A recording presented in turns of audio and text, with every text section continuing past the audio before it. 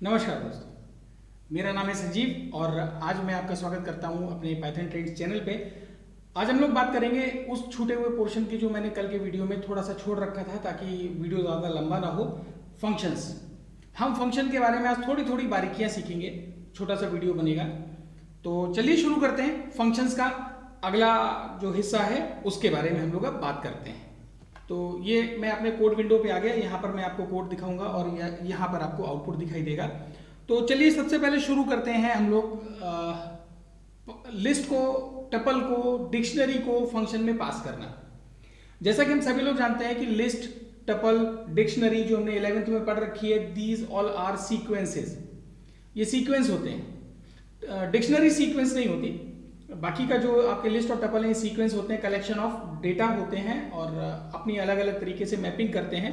तो इनको हम लोग फंक्शन में पास करेंगे तो हमें किस तरीके से फंक्शन में इनको यूज करना होगा यही हम लोग देखेंगे और सीधे सीधे प्रैक्टिकल पे आते हैं, नो थ्योरी। तो शुरू करते हैं हम लोग अपना जो प्रोग्रामिंग वाला पोर्शन है, यहाँ से शुरू करते हैं इस जगह से। तो सबसे पहले मान लीजिए मुझे लिस्ट बना एक देनी है और उसके लिए फंक्शन लिखना है। तो मान लीजिए मैं लिखता हूँ डेफ कुछ भी एक माई FUNC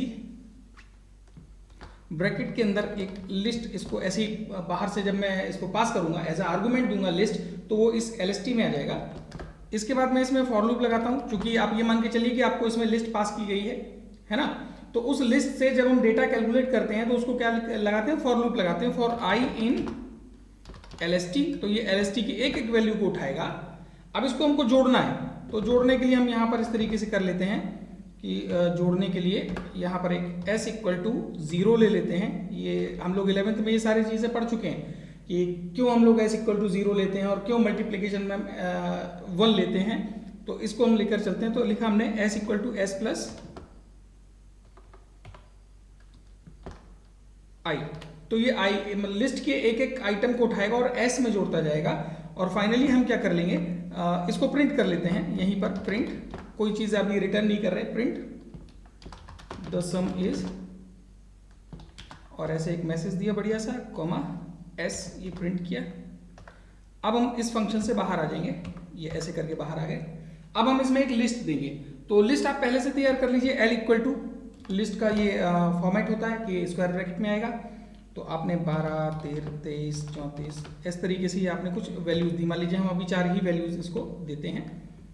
और फिर इसके बाद आप इस फंक्शन को कॉल करिए और इसमें पास कर दीजिए आप l को। तो क्या होगा, l पास करने से ये जो आपका l की वैल्यूज हैं वो चली जाएगी आपकी लिस्ट में। सॉरी, ये चली जाएगी हमारी लिस्ट में वैल्यूज। ठीक, लिस्ट में जाने के बाद अब ये आपका लूप चलेगा, एक एक वैल्यू निकलेगी, जुड़ेगी और आपका प्रिंट कर देगी ये, क्योंकि वैल्यू रिटर्न कर नहीं रहा है तो ये वैल्यू प्रिंट कर देगी। तो चलिए इसको रन करके देखते हैं एक बार। सेव किया, रन किया। रन करने पे देखिए आपको 114 मिल गया। आप इनको जोड़ लीजिए, आपको ये 114 मिल जाएगा।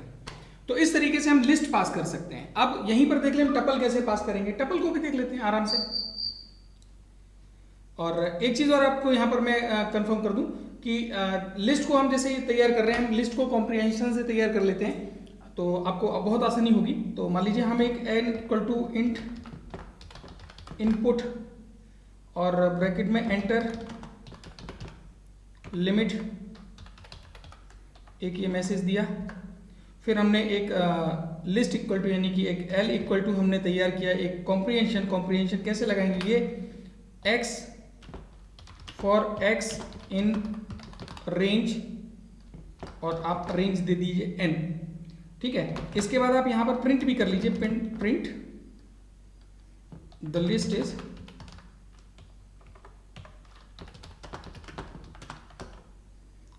Is l। तो आपको समझ में भी आ जाएगी आपकी जो लिस्ट है वो क्या है। और उस l को हमने फिर माई फंक्शन में देखिए यहां पर ये पास कर दिया। ठीक है, तो इसको करने से देखते हैं क्या होता है। ये मैं लाइन हटा रहा हूं यहां से। ये तो आप समझ गए होंगे कि इसका फ्लो कहां जा रहा था। तो मैं इसको सिंपली रन करता हूं।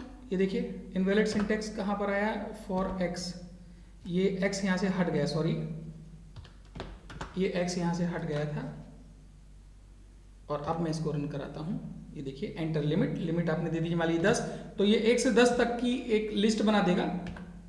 देखिए ये आपको ये लिस्ट दे दी यहाँ पर, इस जगह पर देखिए 0 1 2 3 4 अप टू 7 और ये 8 9, ये आपकी पूरी लिस्ट दे दी और इन सबका सम दे दिया इसने 45। 0 से लेकर 9 तक की संख्याओं का सम 45 होता है। चूंकि इसमें हमारा जो रेंज फंक्शन लगा हुआ है यहाँ पर देखिए आप, रेंज फंक्शन क्या करता है 0 से लेकर n-1 तक का एक वैल्यू निकालता है और वो आपकी लिस्ट तैयार कर देगा। लिस्ट यहाँ पर आ गए। अब हम ये कर सकते हैं कि इसका टपल बना लें, तो यहीं कहीं हम ये भी देख लेते हैं कि how to pass a tuple. अभी मैंने देखा लिस्ट कैसे पास करते हैं, अब देखते हैं टपल कैसे पास करते हैं। तो सिंपली आप क्या करिए, यहां से ऐसे एक टपल बना लीजिए। t इक्वल टू टपल बनाने के लिए आपके पास TUPL एक फंक्शन होता है टपल, उसमें आप इस लिस्ट को पास कर दीजिए तो ये लिस्ट से बन जाएगी टपल। यहां पर देखिए ये लिस्ट से बन जाएगी टपल और इस t को हम यहां पर पास कर देंगे। तो वही फंक्शन जो आपका इस t को हम लोग इस l की जगह पास कर देंगे तो क्या होगा कि वही फंक्शन आपका, ये जो आपका जो फंक्शन था ना, अब ये लिस्ट की बजाय टपल की तरीके से काम करेगा। क्लियर है? तो इस तरीके से हम लोग टपल पास कर दिए।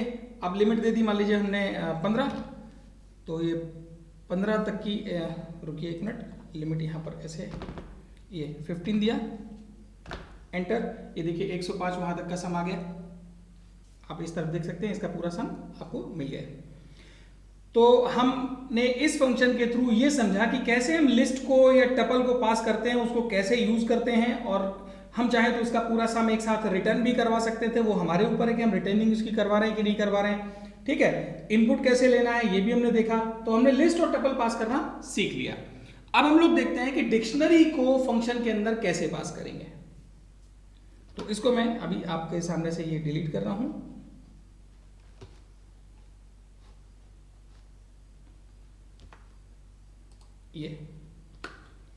ये मैंने पूरा प्रोग्राम हटाया। अब मैं यहां पर एक नया फंक्शन बनाऊंगा जिसमें मैं डिक्शनरी को प्रयोग करूंगा। अब मैं लिखता हूं यहां पर डेफ और func, फंक्शन का नाम लिखा, इसमें d लिया, ऐसे किया, फिर हमने लिखा फॉर आपको पता होगा कि डिक्शनरी में की होती है और की वैल्यू होती है। क्योंकि ये हमारा सीक्वेंस नहीं होती है, इसमें हमारी जो मीन्स फाइंड आउट करने, यानी किसी भी वैल्यू को ढूंढने के लिए जो हमको की चाहिए वो उसका की होता है। की और वैल्यू का ये पेयर होता है। तो हम यहाँ पर उस की को रख लेंगे कुछ भी, KEY इन D। तो जो हमने डिक्शनरी यहाँ पे पास की है, उस डिक्शनरी की जो भी की वाली वैल्यू होगी वो उस की में आ जाएगी। हम इसको बदल भी सकते हैं, पूरा की ना लिख के मैं इसमें K लिख लेता हूँ तो और ज़्यादा सहूलियत होगी, K। ठीक है, तो आप क्लियर भी होगा कि हमें की जरूरी नहीं कि की एक कीवर्ड है, हम उस की जगह कुछ भी ले सकते हैं। नाउ प्रिंट करके आपने लिखा ऐसे की, एक स्पेस देके कॉमा K कॉमा, और फिर आपने कहा कि वैल्यू स्पेस ये कॉमा, और वैल्यू के लिए आपको निकालना पड़ेगा D के साथ इसकी की देनी पड़ेगी, यानी कि D के साथ हमको पास करना पड़ेगा K। क्लियर? ये मैंने बंद किया और एंटर। तो इससे आप समझ गए होंगे कि इस K के ऊपर जो हमारी, चूंकि इसमें की आ रही है, इस K में की आ रही है, उस की को हम यहां पर दे देंगे तो ये हमारा पूरा का पूरा जो हमने डिक्शनरी दी थी उसको एक लाइन में की वैल्यू ऐसे करके ये प्रिंट कर देगा। ठीक है, तो अब हमने ये करने के बाद एक डिक्शनरी लेते हैं, यहां पर एक डिक्शनरी ले लेते हैं D इक्वल टू, डिक्शनरी के लिए हमारा ये वाला ब्रैकेट चलता है, और यहां पर मान लीजिए हम ले लेते हैं ऐसे ही A की वैल्यू 1, यानी की हमारा A हो गया, स्ट्रिंग का A, और उसकी वैल्यू 1 हो गई। फिर हम ले लेते हैं B:2 कॉमा C:3, फिर हाँ ठीक है :3 कॉमा D:4, ऐसे करके हम लेते चले जाएंगे। अब हम इसको यहीं पर स्टॉप कर रहे हैं। अब हमको क्या करना है, इस फंक्शन को कॉल करना है। तो func लिखा और उसमें पास कर दिया इस D को, इस डिक्शनरी को पास कर दिया। तो अब जैसे ये फंक्शन हमारा कॉल होगा, ये फंक्शन का जो फ्लो है, ये D जो ये डिक्शनरी है, इस डिक्शनरी को इस D में लेकर जाएगा। वहां से इसकी में K में हर एक की आएगी। पहले K में आएगा स्मॉल a, तो इस की यहाँ पर ये मैसेज इसके आगे स्मॉल ए प्रिंट होगा, उसकी वैल्यू डी एट ए क्या निकलेगी 1, तो 1 प्रिंट करेगा। इस तरीके से आपका ये पूरा प्रिंट कर देगा। इसको मैं यहाँ पर रन करके देख रहा हूँ, तो देखिए आपको प्रिंट कहाँ पर FUNC D इसने क्यों नहीं वो किया, अभी देखता हूँ 1 मिनट। हाँ, बस ये ध्यान नहीं दिया क्योंकि वो उस तरफ खिसक गया था। इस D को मुझे इस फंक्शन से बाहर लिखना है, ये मैंने यहाँ नहीं किया था, यही गलती हो गई थी। और ये इस तरीके से मैंने इसको, चलिए आपको ये भी समझ में आ गया कि हमें ये किस तरीके से यूज़ करना है, ये भी आपको क्लियर हो गया होगा अच्छे से। अगर एरर आती है तो हमको सीखने को मिलता है, जितनी हम एरर करेंगे उतना हम सीखेंगे। पाइथन की सबसे बड़ी विशेषता क्या, हर प्रोग्रामिंग लैंग्वेज की सबसे बड़ी विशेषता ये है कि अगर आपने प्रोग्राम कर करके नहीं सीखा, क्योंकि करके सीखने से हमको एरर पता लगती है और एरर आने से हम उसको सुधारते हैं और वो सुधार हमारे दिमाग में बैठ जाता है। तो अब मैं इसको फिर से रन करूंगा, देखते हैं। अब तो कोई एरर नहीं है, ये देखिए आपके सामने ये वैल्यूज आपकी सारी प्रिंट हो गई कि आपका A उसकी वैल्यू 1, ऐसे करके हर एक की और उसकी वैल्यू मिल गई। तो इस तरीके से हम लोग डिक्शनरी को पास कर सकते हैं, डिक्शनरी बना के उसको पास कर सकते हैं अपने फंक्शन में। तो हमने अभी सीखा कि फंक्शन में हम कैसे लिस्ट दें, कैसे टपल को पास करें एज अ पैरामीटर, कैसे डिक्शनरी को पास करें एज अ पैरामीटर। अब हम अगला प्रोग्राम बनाते हैं, जो हमारा एक टॉपिक मैंने कल छोड़ रखा था इसको बताने के लिए, कि हमारा कोई भी फंक्शन होता है कुछ ना कुछ वैल्यू रिटर्न करता है। अगर प्रिंट नहीं कर रहा है तो कुछ ना कुछ वैल्यू रिटर्न करता है। तो जनरली अभी तक हम जितनी प्रोग्रामिंग लैंग्वेजेस देखते हुए आए हैं उसमें एक बार में कोई भी फंक्शन एक ही वैल्यू रिटर्न कर सकता है। लेकिन पाइथन इतनी फ्लेक्सिबल लैंग्वेज है कि आप यहां से मल्टीपल वैल्यूज को रिटर्न करवा सकते हैं। तो चलिए एक वो छोटा सा फंक्शन बनाकर देख लेते हैं हम लोग। एक डेफ बनाया मैंने, एक CALC नाम से, कैलकुलेटर के नाम से एक बनाते हैं फंक्शन। इसमें हम 2 वैल्यूज पास कर लेते हैं, मान लीजिए। अब इन 2 वैल्यू की हम 4 चीजें निकालेंगे, जोड़ घटाना गुणा भाग, यानी सम, सब्ट्रैक्शन, मल्टीप्लिकेशन, डिवीजन। डिवीजन के बाद जो क्वोशिएंट आएगा उसका वो पार्ट। फाइन, तो चलिए सम के लिए मैं मान लीजिए S ले लेता हूँ, S equal to A plus B करेंगे आप। फिर सब्ट्रैक्शन के लिए SUB ले लीजिए, उसके लिए आप A माइनस B करेंगे। फिर आप मल्टीप्लाई के लिए MUL ले लीजिए। फिर जब मैं सबके लिए ले रहा हूँ तो इसके लिए भी सम ही ले लेता हूँ। मल्टीप्लाई के लिए मैं A इंटू B करूँगा और डिवीजन के लिए मैं DB रख लेता हूँ, DIV, और इक्वल टू A/B। और इसके बाद मैं इन चारों वैल्यूज को रिटर्न करूंगा। तो यानी रिटर्न में मैं ऐसे, जब चारों वैल्यू मुझे, यानी कि ये जो मेरी सम है, सब है, मल्टीपल MUL है और DIV है, इन सबको मैं इकट्ठा रन करना चाहूंगा तो मैं ऐसे लिखूंगा SUM, SUB, MUL, DIV, और ऐसे बंद करके इसको यहाँ से रिटर्न कर दूंगा। तो ये फंक्शन हमारी 4 वैल्यूज रिटर्न करेगा और ये चारों वैल्यूज एज अ टपल पास होगी। देखते हैं कैसे। तो अब यहां पर चूंकि वैल्यू थ्रो कर रहा है तो थ्रो करने पर ये 4 वैल्यूज को थ्रो करेगा और चारों वैल्यूज को एक साथ पकड़ने के लिए मैं एक वेरिएबल ले लूंगा। कोई भी वेरिएबल ले लेता हूं, मान लो RES नाम से एक वेरिएबल ले लिया और इसमें मैंने CALC को पास किया, फंक्शन को कॉल किया, और इसमें मैं 2 वैल्यूज कोई भी अभी पास कर देता हूं। ठीक है, मैं अपनी तरफ से अभी 100 क्यों यहां से ले लेता हूं 20 और 20, 10 ले लेता हूं। ठीक है, समझ में आ जाएगा तुरंत आपको। और उसके बाद मैं क्या करूंगा, चूंकि वैल्यू रिटर्न होकर RES में आ गई तो मैं ये भी चेक कर लेता हूं साथ ही साथ कि इसका टाइप क्या है। प्रिंट टाइप ऑफ RES, ये ऐसे मैसेज देकर मैंने लिखा और टाइप फंक्शन को कॉल किया। Type is a function, built in function, जिसमें मैं RES को पास कर दूंगा तो इसका टाइप बता देगा कि ये किस टाइप का है। और इसके बाद मैं यहां पर आंसर प्रिंट करूंगा। तो आंसर प्रिंट करने के लिए मैं प्रिंट करता हूं यहां पर प्रिंट द सम इज।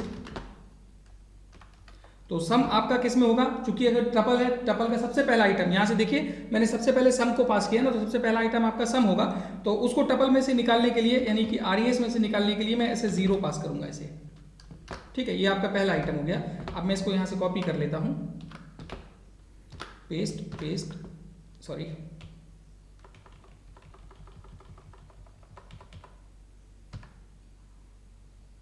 यहां पर पेस्ट, फिर और एक पेस्ट, और बस मैं यहां पर सम के बाद यहां पर निकाल लेता हूं डिफरेंस,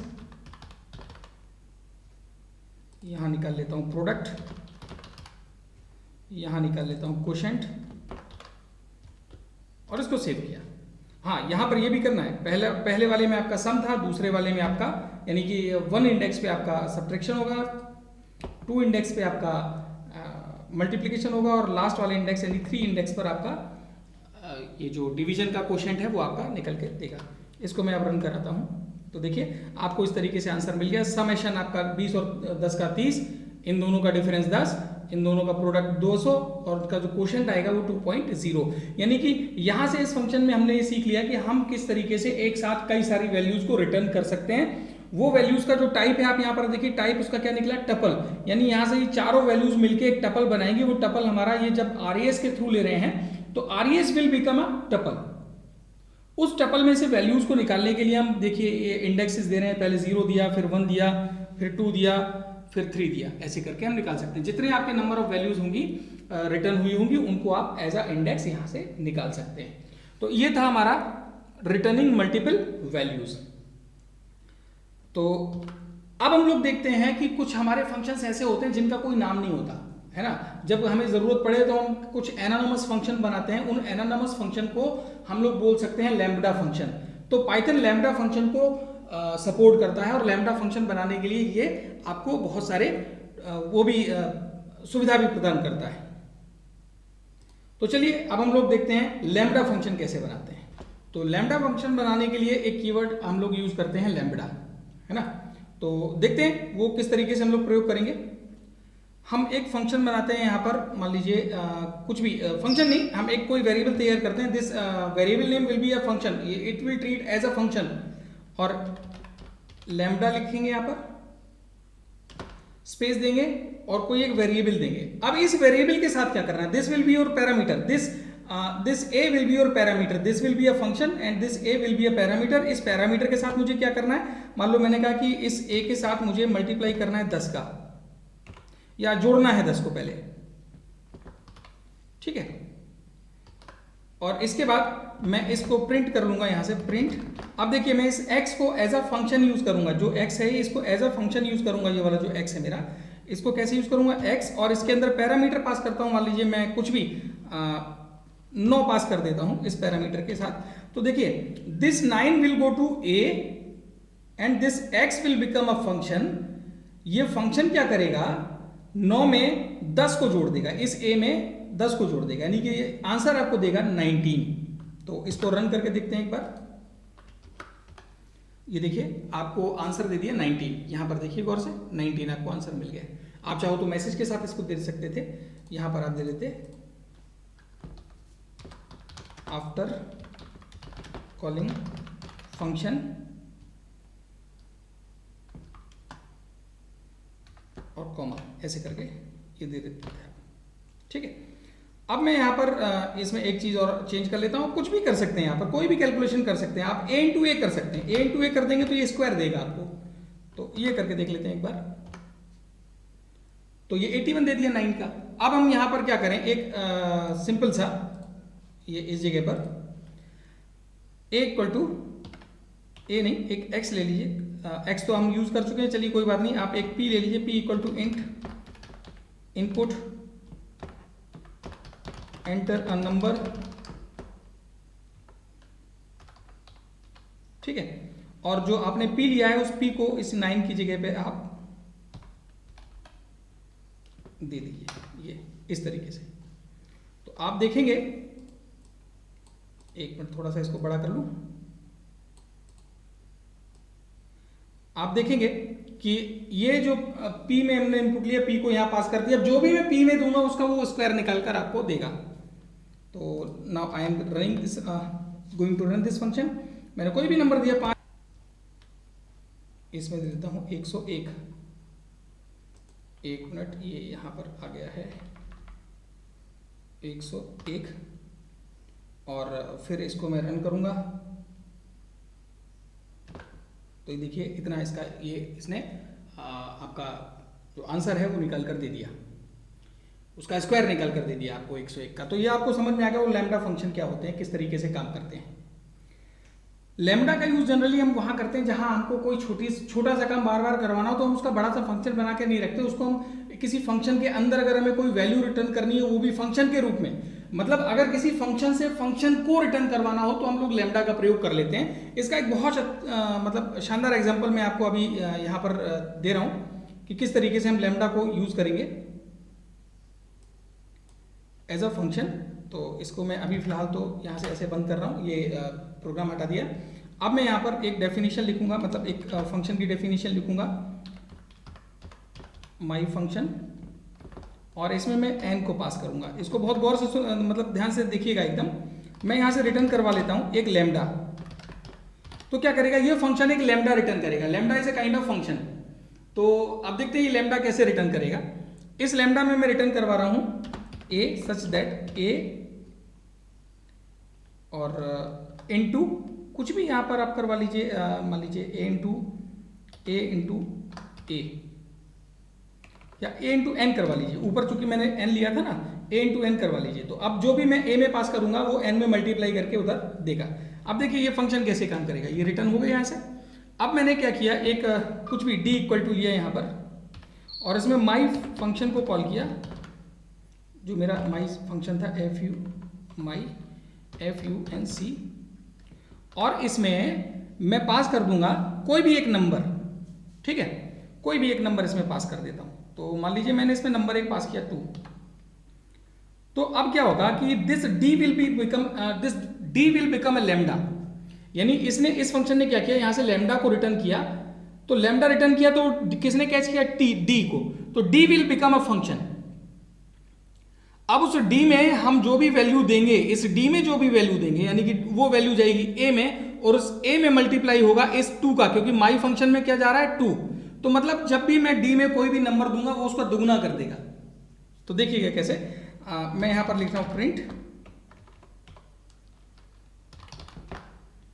और आफ्टर,